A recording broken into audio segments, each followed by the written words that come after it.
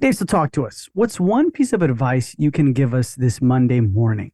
When it comes to stepping out of the day-to-day operations as a business owner, you've got to capture your systems and your processes. And most importantly, you've got to get your team on board. And I feel like that's probably the biggest challenge for a lot of business owners. They try to systemize, they try it for a little bit. Maybe one team member follows, maybe most of them don't. And then before they know it, everybody's forgotten about it. And it's just back to the way that things have always been. And it really, this one piece of advice I've got centers around how do you get your team on board? How do you get your team to follow process?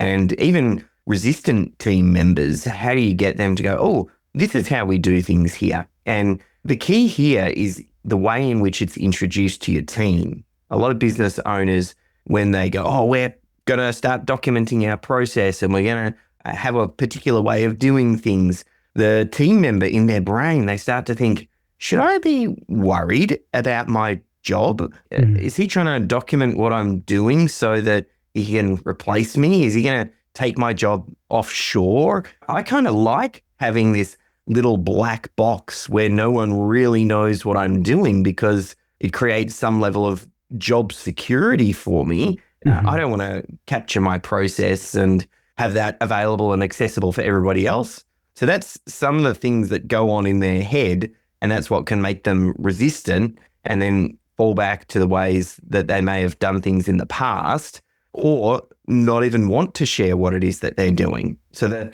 bit of advice and the secret here is to really think about how it's going to benefit the team member rather than just introducing it where the team thinks, oh, the business owner is doing this to replace me. Or maybe they want to go on a holiday and I don't want to support that. Show them how, hang on, if you document your process or capture the way that you're doing things, this can help you move up in our organization, because by documenting process, we can delegate down to some newer team members, and that doesn't make you less valuable. It makes you more valuable because now you can work on higher value tasks. You can start to work your way up and work on these higher value activities. That might appeal to some people. For other people, you might need to say, hey, when you go on holiday and you tell me you want 2 weeks off and I say fine, but then I call you up every second day to go, oh, where's that client's file up to? Oh, where is that job up to? Do you remember where we saved that thing? And I'm on the phone calling you every second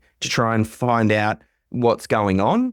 By documenting our process, it means that other people can step in and do some of those tasks, and the team can keep things moving while you're on leave. So when you come back, those things are done and you can have a proper restful holiday. So that might appeal to someone else. Or maybe it's, hey, there are going to be times when you're going to need time off for family. So having process and the enable systems just means that people can step in and keep things moving, and that makes your job more secure and this business more secure. So again, a lot of it has to do with how you frame it and how you let them know this is going to benefit their situation. That'll dramatically increase the adoption of a systems culture. Gotcha. Okay. So then, David, can you share specific communication strategies you've used to address this type of resistance? How do you ensure the message is understood and embraced by team members? Well, the first thing to do, and it's a little bit counterintuitive, is you actually don't think about who's going to resist it up front. Think about who's going to support this initiative.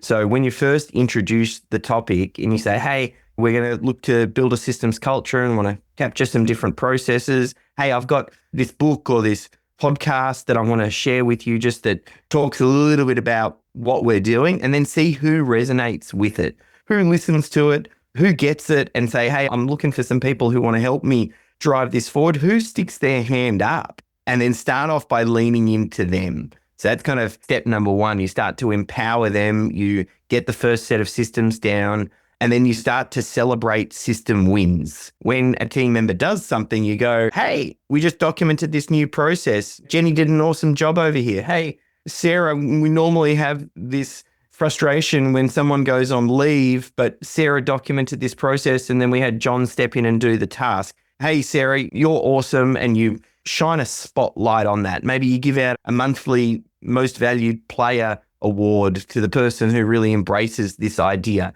That's the best place to start, because then you start to go, hey, we're going to celebrate and showcase, and this is what we want more of. So that's the first step. And then you start to watch out for the resistant team members. Now, the best thing that you can do for them is firstly lead by example, and then by shining a light on the people that are doing it. And then you want to give those team members every opportunity to jump on board, because new things, you have to figure it out. And some people are going to embrace change more than others. And you try to support them. And then you need to really think about every team member and their situation. And the real key is a lot of times team members, their default excuse is, yeah, but I didn't know how, or I didn't know that was expected of me. So one of the first things that you need to do is to remove that. So by capturing a system and a process, you're then saying, hey, well, we have a way of doing things. You want to make sure that's never more than one click away from when they actually are doing the task. So if it's setting up something in the dental practice, well, have a QR code that they scan on their phone. Maybe it's on the printer or something, and it jumps to the system or the process after scanning that QR code. Or maybe it's setting up the dental practice in the morning, and here's the 10-point checklist that needs to be done. It's got to be so obvious, so front and center, so you can remove that, and then the conversation can start to change. Okay, you did know we've got a process. It's listed out here. My expectation is that you follow the process. I don't care if you've got it open or not, if you're doing it right. But since you don't yet know the process, you've got to have it open. But once you get it right, then that's fine. You don't have to have it open every single time. But at the start, this is my expectation. And that's kind of just the start of how you address it. You've got to remove excuses. So then what consequences do you implement for team members who continually resist systems? Even though you've done these systems, you've removed the excuses or tried to, have you found incentives to be effective in encouraging this type of adherence? You can, like I said, have something like the MVP where you might reward these system wins and shine a spotlight. You can even link it towards KPIs, either the generation or the following of process. You can do a few things like that. I think the reality is a lot of business owners don't realize upfront how important it is to have someone who follows process. And it's not something that they've incorporated into their recruitment process. Once you get this, moving forward, it actually gets a lot easier because you look for people who will adopt this way of doing things right from the get-go. The challenge is always the existing staff who are used to doing things a certain way, who there may actually be some people in there who aren't process people. You'll need to navigate through that. Am I saying that you might need to jump in and do a whole bunch of layoffs? That's definitely the last resort. And I know in certain different industries, finding laborers can be challenging. But the reality is a business is infinitely easier when you surround yourself as a business owner with systems-driven people. And that goes double if the business owner or maybe the dental practitioner owner isn't a systems person. If you don't see yourself as a systems person, then you better make sure that you're surrounded by systems-driven people because, again, business just works better that way. So you do have to navigate through it. I've not seen incentives work amazingly well. Generally, you want people to do it who do this naturally, and they're naturally organized people, and you're giving everybody the chance to jump on board and then addressing the ones that don't. Oftentimes you're the employer, like the person listening to this, you're paying. They're there to do a job. And it's okay for you to have a set of expectations around the way that you want things done. That's your right as a business owner. But just persist with it because it's challenging at the start, but you get over this hump and then business just gets so much easier. Yeah, I like that. Okay, so then you mentioned KPIs too. Like, how do you track and measure whether team members are following the systems? Specifically as a leader, like what role do you personally play in ensuring systems are followed? There's a couple of different ways that you can do it, depending on the task, depending on who it is. If you've got some sort of project management software and how tasks are assigned out, you can look at how they complete the tasks, how many times they're checking certain things off. You can have a look at error rate, depending on if certain tasks are causing you some challenges because people aren't following process and it's causing errors. So you can track that error rate and you're looking for reduction in that by following the process. It comes down to this whole idea that to improve something, you have to track it. So you just have to think about what is it that you want to improve. If you want to improve the fact that they're opening the process or successfully completing it, maybe there's some final step that they have to complete, which confirms that they have reviewed and followed the checklist. And then you're monitoring how often they're doing that, or are they doing that? It'll depend on the situation and the task. Gotcha. I like that.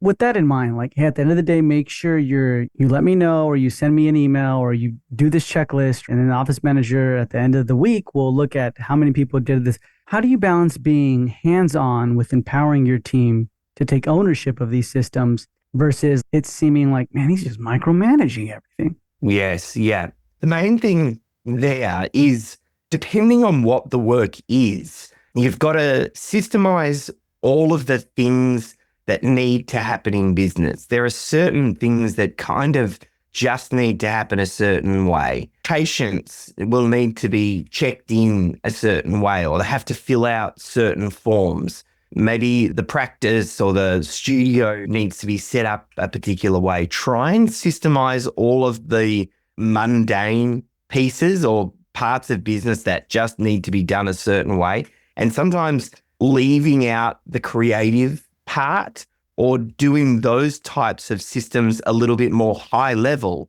You've got to think about who's doing the task and documenting to the level that's required for that person. If they're a skilled operator, you don't need to tell them, well, here's exactly how you log into MYOB. Here's the exact buttons that you need to check. It can feel like you're micromanaging at that level. It's art and science to try and find the right balance for this. You look at something like McDonald's, and McDonald's has systemized every possible aspect down to the minute detail, but they're also running a hamburger business that is taking very unskilled operators flipping hamburgers, so they've got to go down to that level, and it can really feel like micromanagement, whereas a lot of people are going to be running a successful business with high quality team members, and you might not need to get down to that level.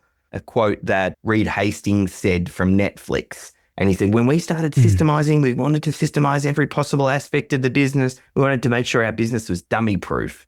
The only thing was, once we got it to that level, only dummies wanted to work there because they'd gone too far on the systemization spectrum. So again, a lot of this has to be with thinking about the situation, the individuals, and what they need to do a great job. If it feels like micromanagement, chunk up a level, have a higher quality or higher level checklist that has key milestone levels instead of these super micro details. Nice. Awesome, David. I appreciate your time. And if anyone has further questions, you can definitely find them on the Dental Marketer Society Facebook group, or where can they reach out to you directly? Yeah, best to just go to systemology.com, and there's some links through to all of the ways to contact us or follow us on social media. Awesome. So that's going to be in the show notes below. And David, thank you so much for being with me on this Monday morning episode. Pleasure. Thank you.